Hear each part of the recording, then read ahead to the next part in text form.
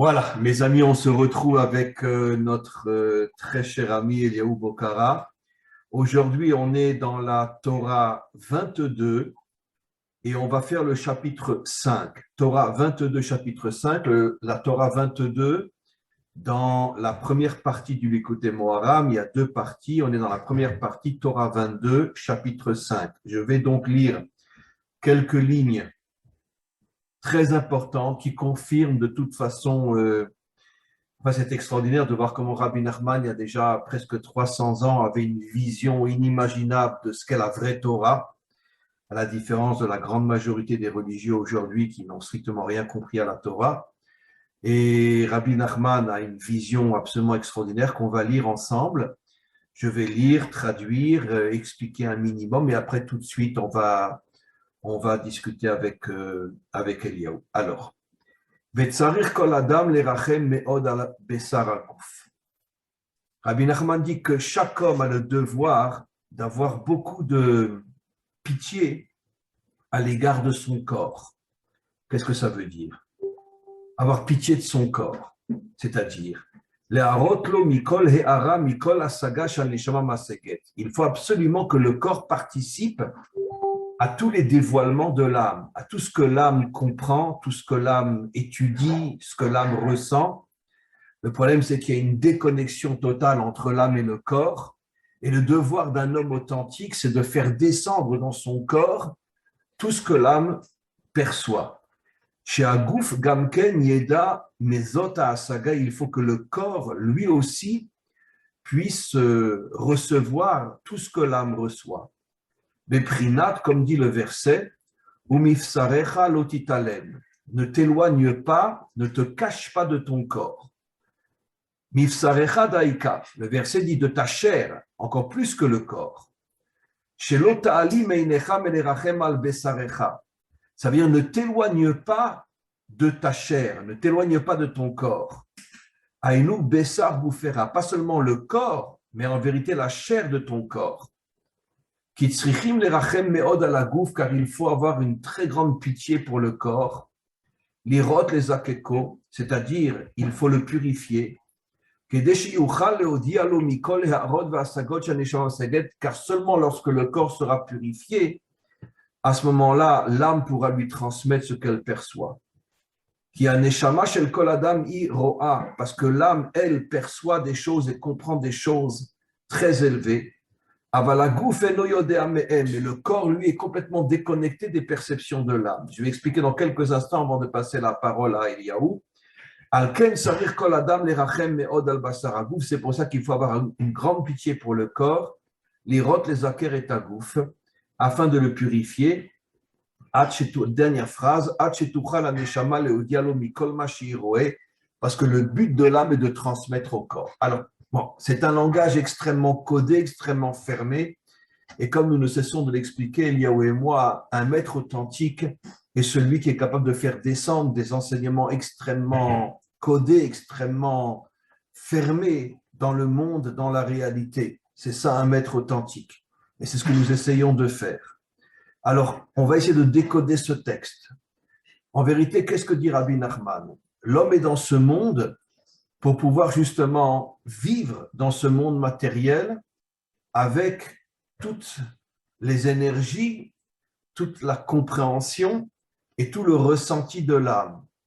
C'est-à-dire, traduit dans un monde, dans un langage moderne, on pourra donner l'exemple une fois de plus. Le seul qui est appelé tzaddik dans la Torah, c'est Yosef. Pourquoi? Parce que Yosef était complètement, on pourrait dire, enseveli dans un monde corrompu, dans un monde de tentation, dans un monde de séduction. Il était quand même pendant 80 années le dirigeant du pays le plus corrompu, le plus pervers, le plus débauché de la terre, l'Égypte, et il n'est jamais tombé. Ça veut dire que Yosef est arrivé à être un homme authentique. Tout ce qu'il avait appris, ses prières, son étude, il est arrivé à la faire rentrer dans sa vie matérielle. Et c'est ça un homme authentique. C'est pour ça que, je termine encore une phrase ou deux et je cède la parole à Eliaou. C'est pour ça que quand on est face à un texte pareil, on a la confirmation de ce qu'on a déjà dit, Eliaou et moi, c'est-à-dire qu'en vérité, le pire des cauchemars, en vérité, je pourrais appeler moi ça l'enfer satanique, c'est la religion. C'est quoi la religion? C'est-à-dire qu'on remplit notre âme, mais on se déconnecte du monde. C'est ce qu'on appelle les religieux, les curés, les rabbins, ceux qui étudient toute la journée dans les yeshivot, etc., etc. Ça veut dire que finalement, c'est l'extrême opposé de ce que Rabbi Nachman nous dit.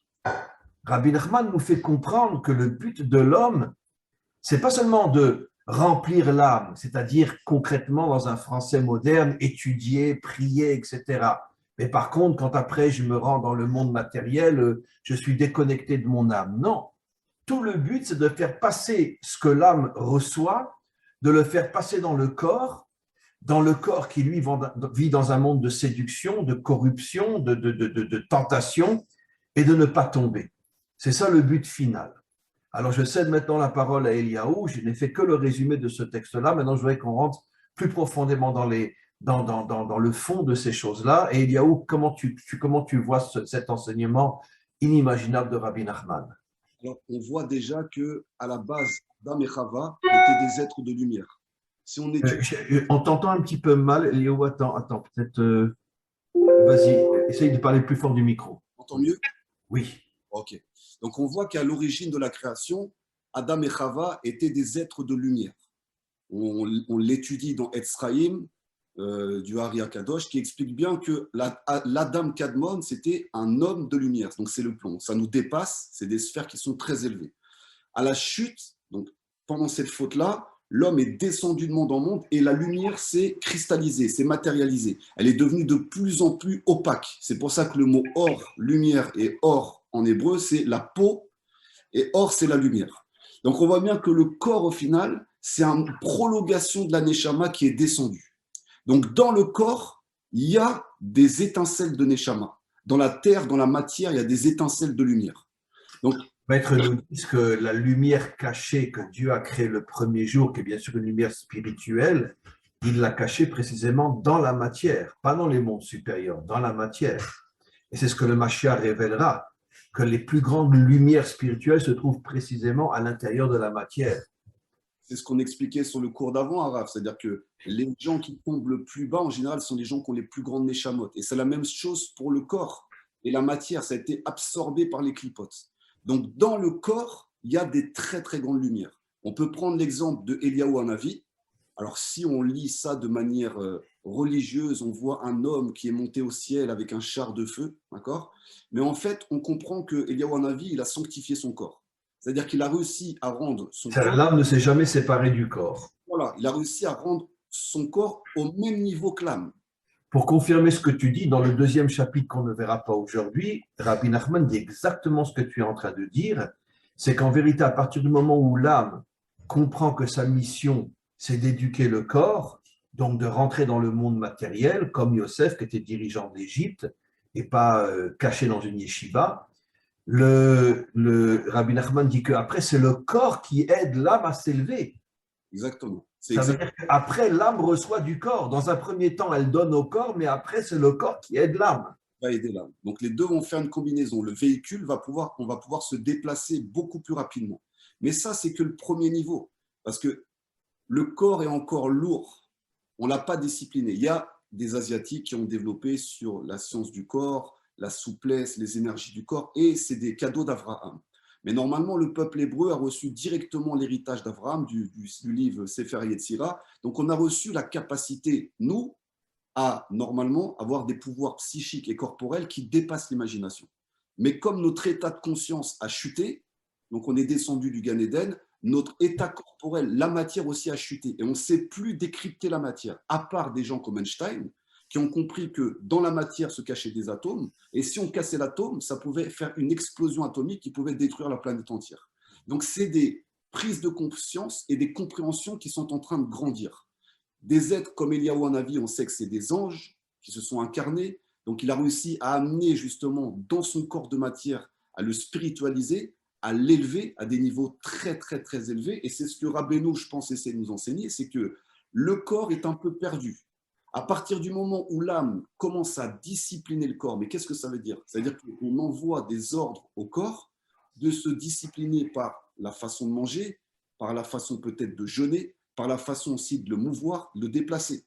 Malheureusement, aujourd'hui, et comme vous le dites très bien, les enseignants spirituels, corporellement parlant, ne sont pas forcément à la hauteur de leur neshama. C'est-à-dire que le corps est faible et fragile, à l'image du temple qui est détruit, hein, et il y a une grande spiritualité qui ne peut pas accueillir. Ce que tu viens de dire est très, très important. Ça veut dire qu'en fait, la destruction du temple correspond exactement à la destruction du corps. Et d'où on le sait, le Zohar dit que le temple représentait la malchoute, ça veut dire le monde d'en bas, comme le corps qui représente le monde d'en bas. Donc ça veut dire qu'en vérité, à partir du moment où le temple a été détruit, le corps a été détruit. Ça veut dire où tu es un laïc qui ne vit qu'avec les morceaux de ton corps, ou tu es un religieux qui ne vit qu'avec ton âme déconnectée de ton corps. C'est ça la destruction du temple. C'est toute la reconstruction du temple. On voit que c'est un homme de sagesse comme Shlomo Améler qui a pu construire le temple, qui a pu construire son corps. C'est-à-dire qu'il faut une sagesse pour apprendre à la Neshama à discipliner son corps. Mais ça passe par des actes concrets, ça passe par des exercices, ça passe par des choses qui aujourd'hui ont été disséminées partout à travers les nations. Chacun a reçu une parcelle de cette sagesse et il n'y a que quand les nations tout entières et le peuple d'Israël va reconstruire le temple et vont venir servir Hachem que le corps de l'être humain aussi va passer à un degré supérieur. Disons, pour confirmer ce que l'on dit, c'est ce que j'ai souvent expliqué dans mes cours, jusqu'à aujourd'hui, depuis des millénaires, on considère qu'une personne qui est toute la journée à la yeshiva, toute la journée en train d'étudier la Torah, c'est lui qu'on appelle le tzaddik, etc. Or, c'est l'un des plus grands mensonges qui n'a jamais été émis par l'homme. Qui est le véritable tzaddik? Un homme qui travaille, qui a un bureau, qui fait des affaires et qui refusera toute sa vie d'être corrompu, de voler, de tricher, de falsifier ses affaires et qui travaille d'une manière propre. Bien sûr. Alors, celui-là, qui va dire que c'est un sadique? Parce qu'on vit dans un mensonge inimaginable. Un jour viendra où on arrêtera de dire sadique sur ceux qui sont uniquement dans le monde spirituel et on dira les vrais sadikim, c'est ceux qui font des affaires et qui n'ont jamais, jamais, jamais, jamais triché dans le monde des affaires. Bon, il y en a 1 sur 7 milliards, mais en tous les cas, même s'il n'y en a qu'un, c'est lui le vrai sadique. Même s'il étudie beaucoup moins la Torah que celui qui est toute la journée à la yeshiva. On dit qu'on étudie la Torah pour l'accomplir. C'est ce que disent nos maîtres, Gadol Talmud Torah chez Mevilide Maaseh. Le but de la Torah, c'est d'arriver à l'action. Mais ça, personne ne comprend aujourd'hui. Personne ne comprend aujourd'hui. Et comment on peut accomplir la Torah sans le corps? Impossible. C'est-à-dire que la Neshama dans ce monde, elle n'a aucun outil, aucun moyen pour accomplir la Torah dans ce monde. La Neshama se nourrit strictement que de l'étude et que des odeurs, des parfums. Mais tout ce qui permet de faire mouvoir les ordres, les mitzvot d'Hachem dans ce monde ne sont réalisables que par le corps. On voit bien que les corbanotes, on peut les donner que quand il y a le temple. Bien sûr. Pas élevé de monde en monde. Et le korban, c'est élever la matière. Tu prends l'animal et tu l'élèves, tu le montes vers Hachem. Voilà, donc précisément l'animal, donc la partie la plus matérialiste du monde. Donc, Rabbi Nachman, il nous donne le secret des secrets. Il nous donne le secret, c'est-à-dire que je reprends la phrase, on doit éprouver en effet une très forte compassion pour le corps, prendre soin de le raffiner, de le parfaire, donc le tailler comme un diamant, afin de pouvoir l'instruire de toutes les lumières et de toutes les connaissances que notre âme perçoit. C'est-à-dire que le corps doit vivre au niveau de l'âme. On doit être capable, si on est sain dans ses pensées, d'avoir un corps parfaitement sain, d'avoir un corps parfaitement fluide, d'avoir un corps souple. On ne peut pas avoir des pensées souples si notre corps il est raide. Ce n'est pas possible. C'est une illusion. C'est une illusion totale. C'est ce que dira Rabbi Nachman dans le 2e chapitre où il explique justement que tant qu'un homme n'a pas travaillé sur son corps, le corps est rempli, on pourrait dire, d'orgueil et de culot. Ça veut dire il veut que le plaisir, que le bénéfice immédiat. Et tout le travail de l'homme, c'est de casser justement, on pourrait dire, cette écorce qui tient notre corps dans une prison et le libérer de cette prison pour justement qu'il puisse devenir le réceptacle de toute la lumière de l'âme. Bien sûr, et justement, la question que j'aimerais vous poser, Raph, c'est que les Grecs, ils n'ont pas cherché à détruire le temple.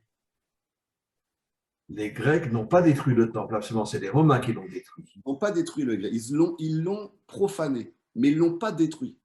Parce que les Grecs étaient sur la culture du corps. Donc ça ne les dérangeait pas. Leur problème avec nous, c'était sur la partie spirituelle. Ce n'était pas sur la partie extérieure. Ils nous ont attaqués sur la partie profonde. Donc chaque nation qui vient en fait affronter Israël nous rappelle quel est notre combat. Où on doit se battre. Et on voit bien qu'au final, les Grecs, parce qu'il y a beaucoup de Juifs qui se sont hellénisés à l'époque, ils sont rentrés dans jusqu'à la révolte des Hashmonaïm.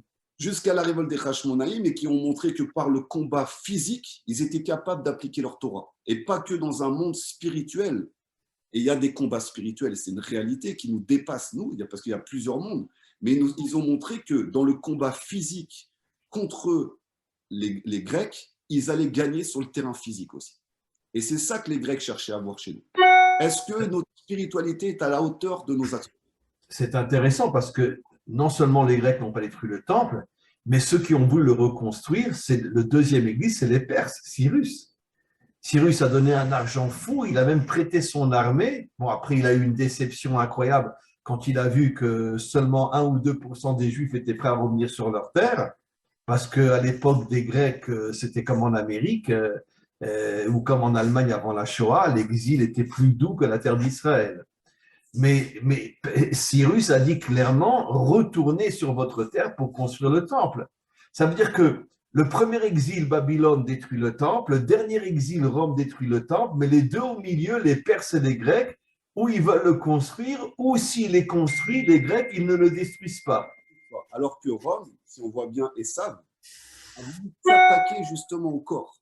Il a détruit le temple, et on voit bien que beaucoup plus tard, l'idéologie esavique qui a créé la Seconde Guerre. Il a dit Anori Oler Lamoud, je vais vers la mort, c'est-à-dire je vais vers la séparation entre le corps et l'âme. Entre le corps et l'âme. Et donc, ils voulaient aussi détruire le corps d'Israël. Ils ont détruit le temple et ils ont aussi voulu détruire le corps, parce que ce qui s'est passé. Bien sûr, la terre d'Israël, ils nous ont chassés de la terre d'Israël. La terre d'Israël, et aussi pendant la Shoah, ils ont voulu détruire les corps.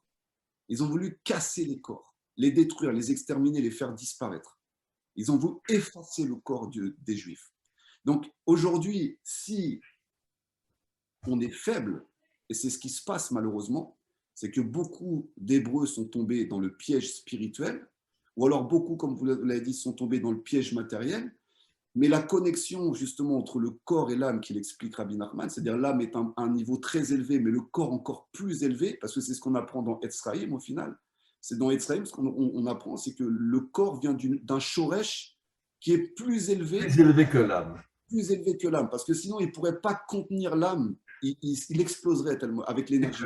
Dans le Tanya, le Balatanya écrit clairement que lorsqu'on arrive à... Il dit on a deux âmes, on a l'âme divine et l'âme animale. L'âme animale du côté du corps, l'âme divine du côté de l'âme. Et il dit, lorsqu'on arrive à... D'ailleurs, c'est ce que dit Rabbi Nachman dans le 2e chapitre, lorsqu'on arrive à purifier l'âme animale, elle s'élèvera plus haut encore que l'âme divine. Et pourquoi? Parce que justement, nous, on n'arrive pas à le comprendre, mais les plus grandes énergies divines sont précisément en bas et non en haut. Elles sont cachées. Elles sont cachées dans le monde d'en bas. C'est ce que j'ai appris justement, Rav. C'est ce qu'il expliquait. Il disait que, dans Etzraïm, il disait que justement, le corps venait des dibourim d'Hachem, venait des paroles d'Hachem, alors que l'âme était une contraction de niveau en niveau jusqu'à rentrer dans le corps. C'est-à-dire l'âme, ça vient de la lumière originelle, mais elle s'était rétractée pour pouvoir rentrer dans le corps, alors que le corps est directement créé par Hachem. Donc, elle a une force beaucoup plus grande de contenance. Maintenant, aujourd'hui, on voit, je reviens avec les Grecs, parce que c'est eux qui ont développé les Jeux Olympiques, c'est eux qui ont développé Sparte, le sport, d'accord, c'est l'origine du sport, et ils ont voulu repousser les limites du corps au plus loin, parce qu'on voit encore aujourd'hui les Jeux Olympiques, dans le sport, on essaie de repousser les limites du corps le plus loin possible, donc la performance. Mais malheureusement, il manque la volonté et la neshama dans l'histoire. C'est ça qui leur manque. Et c'est ce que les Hashmonaïm leur ont montré. Vous avez inventé le sport, ok? Donc, n'oublions pas, comme pour confirmer ce que je dis, que les Hashmonaïm, c'était des Kohanim. C'est-à-dire des gens qui sont censés être dans le monde spirituel. Ce sont eux qui ont pris l'épée, qui se sont battus contre les Grecs. C'est-à-dire qu'ils ont montré qu'un homme authentique est celui qui est capable de descendre d'en haut pour être en bas. C'était des vrais Kohanim. Parce qu'ils travaillaient dans le temple. En plus, c'était des gardiens du temple. Donc, Bien ils sûr. étaient dans le temple.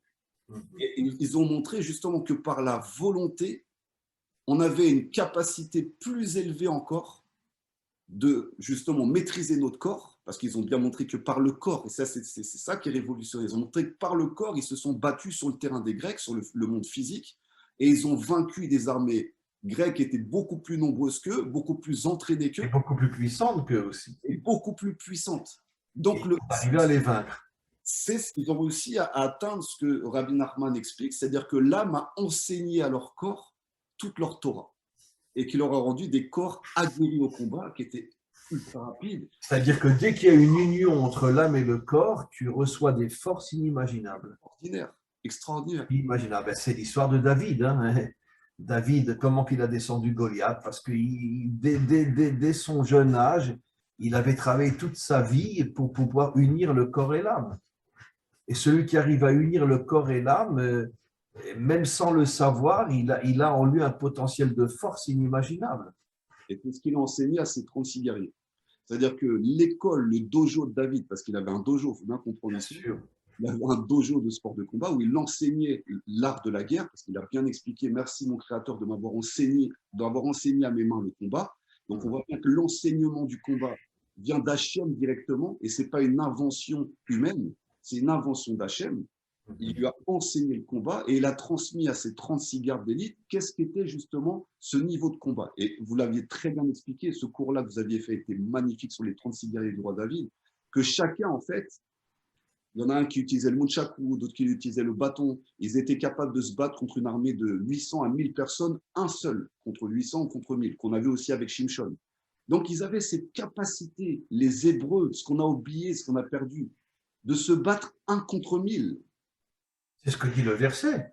Un poursuivra 1000. C'est dans la Torah elle-même. Exact. Un poursuivra 1000.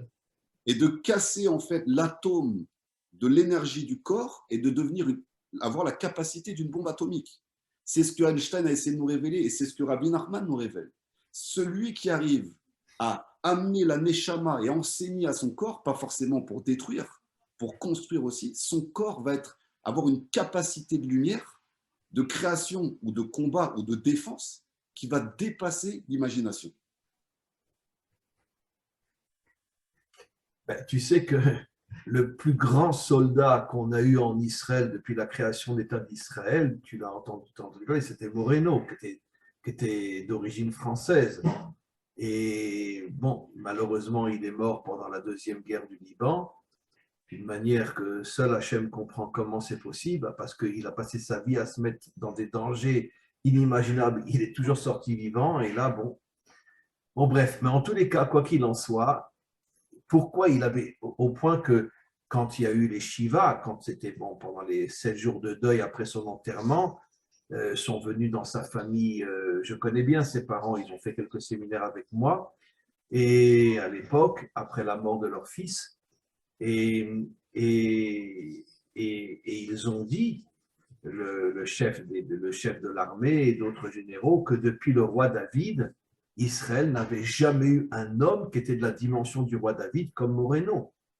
Et quelle était justement sa force incroyable? Tu sais que physiquement, il était très fin, très, je veux dire, un peu comme Bruce Lee, quoi. Ça veut dire qu'on ne voit pas comme ça. Il était très fin, même pas très grand de taille, etc., mais d'une puissance inimaginable. Et nos maîtres disent que depuis le roi David, il aura fallu attendre Moreno pour avoir un nouveau David dans le peuple juif. Bien sûr.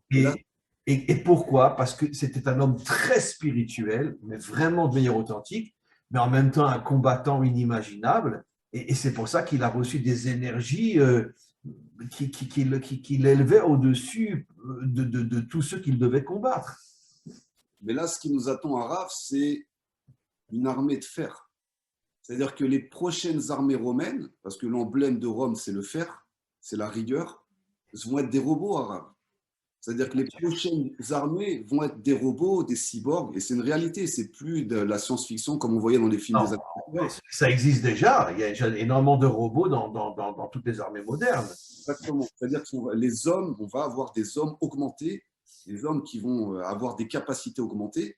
Et ça va être ça le combat. C'est pour ça que je vous amène aussi sur ce sujet. C'est-à-dire que le combat, on va se retrouver avec des hommes organiques comme nous, qui ne sont pas augmentés, à qui on n'aura pas joué avec l'ADN, on n'aura pas commencé à mettre des composants informatiques et électroniques à l'intérieur, contre une armée de fer. Une armée de fer dirigée par une intelligence artificielle.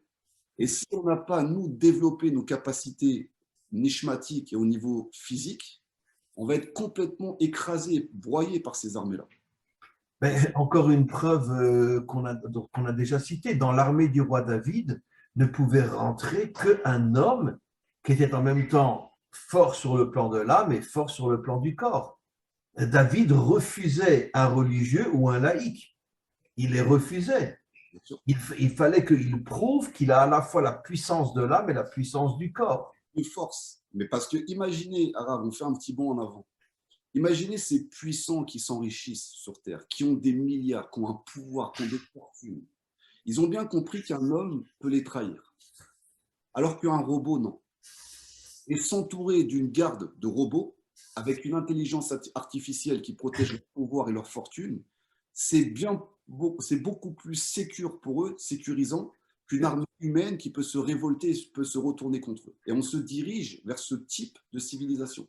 Ah, ça c'est sûr. Ça c'est sûr. Donc ça va être des tyrans. Quand on voit les prophéties de Daniel et on voit la dernière bête qui est effroyable, je pense que c'est un peu ce qu'il voulait un peu nous expliquer un peu dans ces prophéties, que cette dernière bête qui sera liée avec l'intelligence artificielle, avec le fer, qui n'aura pas aucun cœur, aucun sentiment, pire que l'armée nazie, il va falloir qu'on soit prêts, nous aussi. Ah oui, parce que les robots n'ont aucun sentiment, ça sera pire que les nazis. Aucun sentiment et aucune âme. Eux, il n'y a pas d'âme qui dirige leur corps. Donc il va falloir que nous aussi, on comprenne que ce laps de temps qu'on a, entre guillemets, qui est un peu instable, il va falloir qu'on entraîne nos corps et notre âme par la Torah, par l'enseignement, par la lumière, par la prise de conscience de tout ça, qu'on est capable d'avoir des facultés, des pouvoirs qui dépassent les robots qui sont en train de préparer. Ce ne sera pas évident, hein, parce que se battre contre un robot…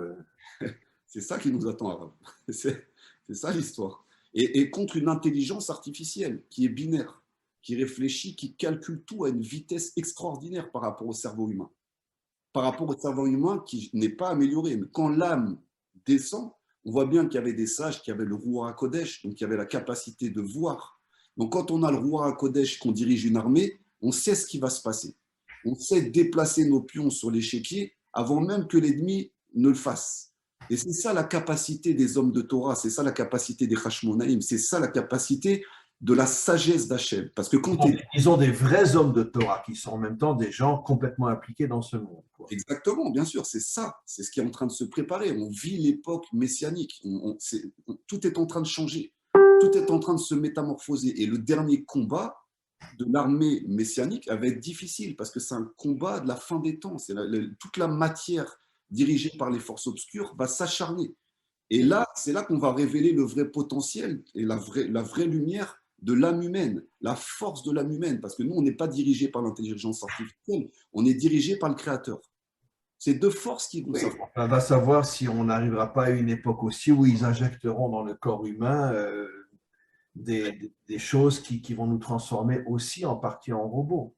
C'est pour ça qu'ils imitent le Créateur. Ils étudient la Kabbalah pour créer leurs nouveaux robots, pour créer leur technologie. Ils veulent faire une matrice qui ressemble exactement à celle du Créateur, mais c'est une matrice artificielle qui est complètement créée sur mesure parce que le pouvoir les a tellement dépassés. On connaît la tour de Babel, on connaît toutes ces histoires-là. Ils sont tellement accrochés à leur pouvoir qu'ils sont capables de défier carrément le Créateur. Et ils n'ont aucun problème de spolier son plan, toute l'architecture de la Torah pour la retranscrire de manière complètement artificielle. Et c'est ce qu'ils sont en train de faire.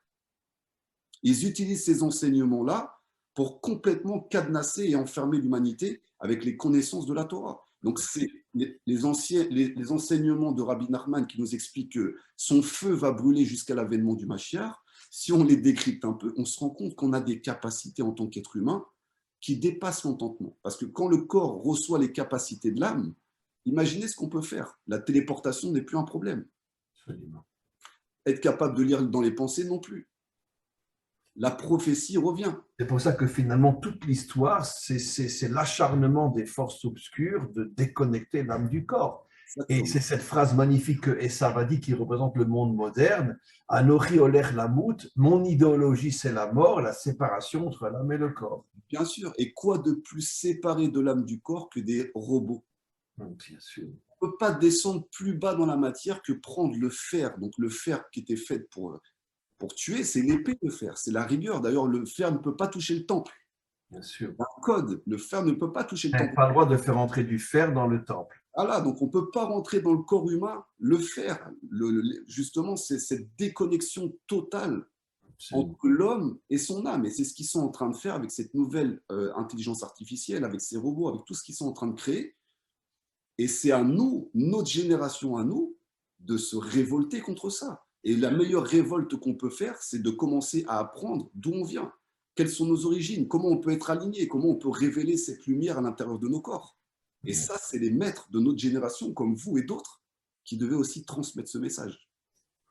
Et on va lire encore deux, trois lignes parce que le temps presse, parce que justement, je voudrais qu'on lise concrètement dans le deuxième chapitre ce que Rabbi Nachman dit que quand on arrive justement à transmettre au corps et à connecter l'âme et le corps, après le corps finalement devient celui qui aide l'âme à s'en sortir.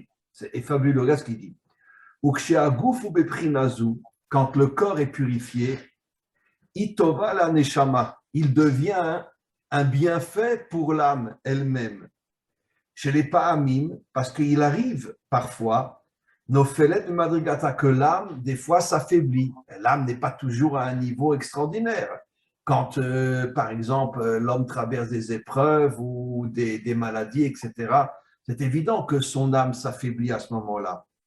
Ou que chez Agouf, tsar ve'or, mais quand le corps, grâce à ce que l'âme a fait au départ, est pur et illuminé, ça veut dire rempli de lumière, pardon, le corps va aider l'âme à s'élever, ou l'arzor les madrigata, et le corps va ramener l'âme à son niveau avant qu'elle chute, à l'aider à gouf, et tout ça grâce au corps. Aïnou, à l'aider ta'anougé à gouf, par le fait que le corps, ta'anougé ici dans le sens que le corps est arrivé, on pourrait dire, à retrouver sa véritable dimension, Tuchal l'iskor ou la halot les ta'anugim shela, il va remonter l'âme à sa véritable dimension. Qui met achar she'aguf gam tov et kacher, comme le corps est bon et pur, eno nilkad beta'anugim, il ne tombe pas dans toutes les perversions de ce monde. Ve'alken tuchal aneshama lachzor al yedei ta'anug aguf lema'alata, la neshama reviendra à son niveau grâce au corps. Il dit quelque chose de fou, d'ailleurs que le Balatania dit aussi, c'est que dans un premier temps, c'est l'âme qui purifie le corps, mais en vérité, le but final, c'est que c'est le corps qui va être l'outil qui fait grandir l'âme. Le corps est plus important que l'âme. Qui va lui faire gagner même son monde futur. C'est absolument incroyable. Comment Rabbi Nachman peut révéler une chose pareille, mais aucune religion, y compris la nôtre, la religion juive, je ne parle pas de la Torah, je parle de la religion juive, aucune religion n'est au courant d'un texte aussi incroyable. Ça veut dire que le corps va devenir la matrice qui va faire grandir l'âme. Bah, je peux vous dire, Araf, que la chose qui m'a fait faire Teshuvah, c'est de m'être entraîné tous les jours à la boxe, au sport de combat. Je me sentais tellement bien après un entraînement, tellement je me sentais vidé de la négativité, je sentais mon corps se transformer, être de plus en plus souple, être de plus en plus rapide, que ça a été naturel de recevoir la spiritualité, de mettre les mitzvot en place. Tout est devenu d'une clarté. Et cet état, je le ressens rarement. Soit après un jeûne de 3 jours sans manger ni boire, où je ressens que mon âme est plus présente dans mon corps que la lourdeur de mon corps. Après 3 jours de jeûne sans manger ni boire. Ou alors, en sortant d'un entraînement de boxe taille ou d'entraînement de sport de combat très intense de 2 heures, la sensation que j'ai après ce entraînement, je ressens une connexion avec mon âme, une paix, vraiment une paix de l'âme que j'ai retrouvée nulle part ailleurs.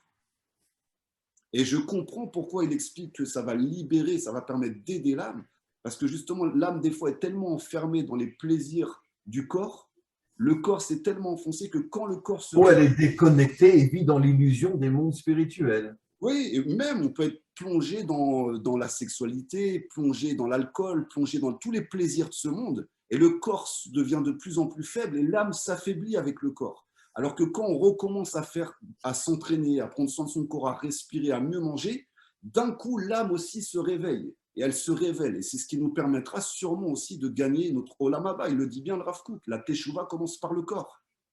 C'est elle qui va ramener l'âme à se réveiller. Tu sais que ça me rappelle un cours que j'avais déjà donné pour confirmer ce que tu dis et ce que dit Rabbi Nachman. Une fois que le corps a été créé, bon, je parle après les codes bibliques, etc. Après, c'est marqué que Dieu a soufflé dans le corps l'âme. Mais il n'est pas dit Dieu souffla une âme de vie dans le corps. Il est dit l'homme souffla l'âme dans le corps et elle est devenue Nishmat Chaim.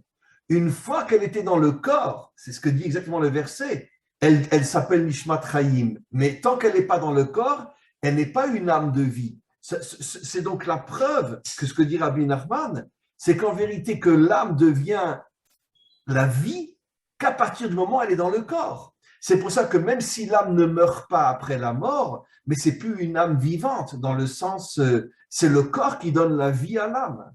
Et dans le sens de ce que tu as dit, ça veut dire, encore une fois, je reprends tes mots, quand l'homme, justement, ne détruit pas son corps par les plaisirs, par toutes ces choses-là, mais construit et renforce son corps, c'est comme ça qu'il réveille son âme. Bien sûr. Et il y a un cours que vous aviez fait il n'y a pas longtemps qui disait que dans la Torah, dans Bereshit, on voit que le corps a été. On parle du corps avant le souffle divin. Donc, Hachem, dans le texte de la Torah, il a mis le corps avant. J'ai créé l'homme qui est sorti de la terre et à l'intérieur de la terre, j'ai mis le souffle divin.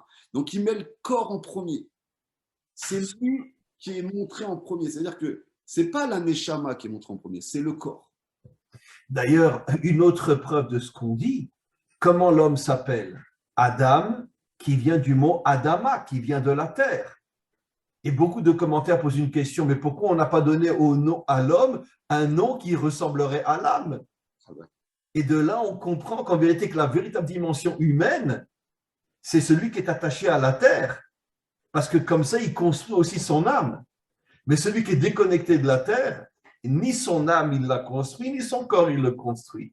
C'est ce que les anges ont du mal à comprendre.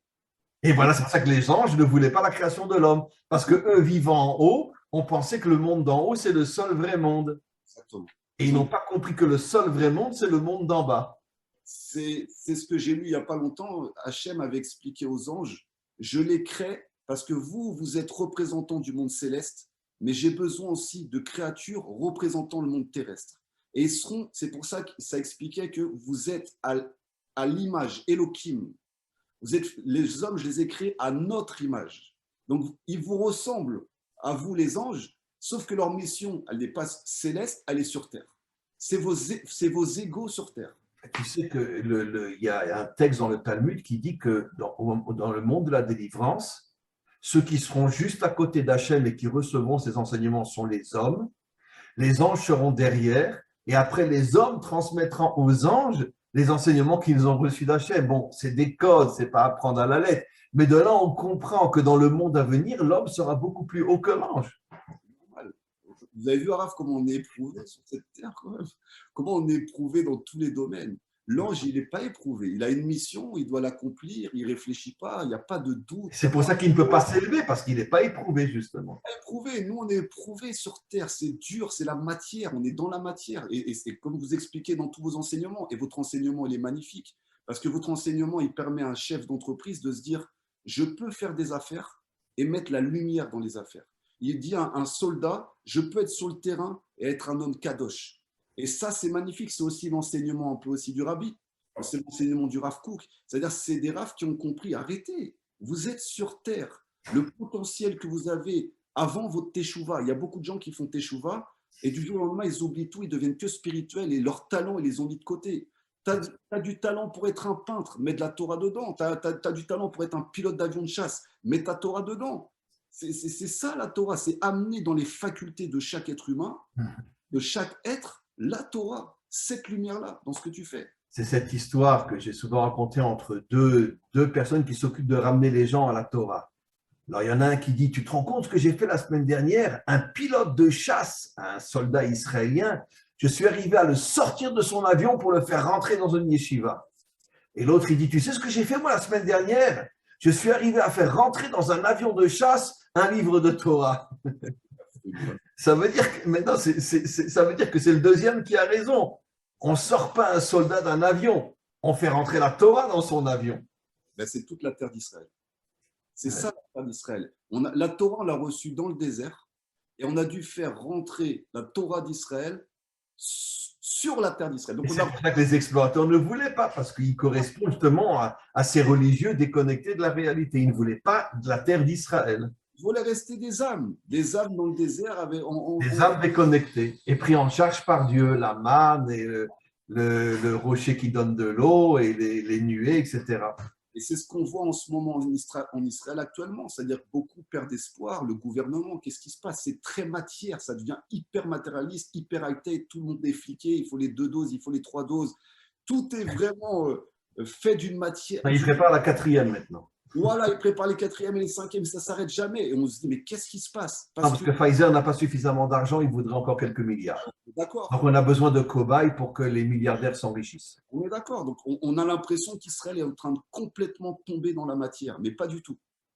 Justement, quand ils vont amener toute cette matière, toute cette technologie, tout ce système d'intelligence artificielle, parce que ça, c'en est aussi une des plaques tournantes Israël, de là-dedans, on va mettre la Torah. Et c'est pour ça qu'on va pouvoir ajouter à l'intérieur et casser en fait ce virus qui est en train de désintégrer l'humanité tout entière. Absolument. Tov Eliaou, écoute, c'était encore une fois un échange vraiment, vraiment extraordinaire, passionnant. C'est un cours très, très important qu'on livre maintenant à... Je le mettrai... Le problème, c'est que j'ai pas mal de cours en retard, Eliaou. Donc, je pense que je le mettrai sans doute d'ici mardi ou mercredi, mais je le mettrai parce que j'ai pas mal de cours en retard qu'il faut absolument que je mette, parce que je suis débordé de cours en ce moment. Tu sais, on est devenus des zoomers. On a plus de cours maintenant depuis qu'on n'a plus de cours physiques sur l'ordinateur, on a plein de cours. C'est beau, c'est beau. Vous saviez le nombre de personnes à qui vous faites faire teshuva, les rabbins nous font faire teshuva, des gens qui sont loin, qui n'auraient jamais eu accès à l'enseignement de Torah. D'un côté, oui, il y a le côté technologique qui empêche les relations humaines, mais en même temps, vous allez chercher des neshamot, mais au bout du... C'est vrai, c'est vrai. Ben, toi aussi maintenant, je te signale que tes interventions sont hyper appréciées, je peux te dire. Hein. Quand on traverse ces épreuves, quand on traverse la teshuva, on est à même aussi de le transmettre à ceux qui sont... Voilà, Elio, je vais devoir arrêter parce qu'il faut que je parte. Et donc, on se retrouve en principe... Attends. Non, mardi prochain, je ne pourrai pas, Eliaou. Donc, ça sera ou mercredi ou jeudi. Je te tiendrai au courant, d'accord? Aucun souci. D'une manière générale, les cours seront maintenant le mardi, mais il y a des fois, j'ai des empêchements. Mardi prochain, j'ai un empêchement. Vous me tenez au courant. Mercredi ou jeudi, c'est parfait. Mais ça sera ou mercredi ou jeudi, je te tiens au courant. Merci beaucoup, Eliaou, pour cet échange et on se retrouve bientôt. À bientôt, Arabe. À bientôt. Au revoir. Au revoir, Eliaou. Au revoir.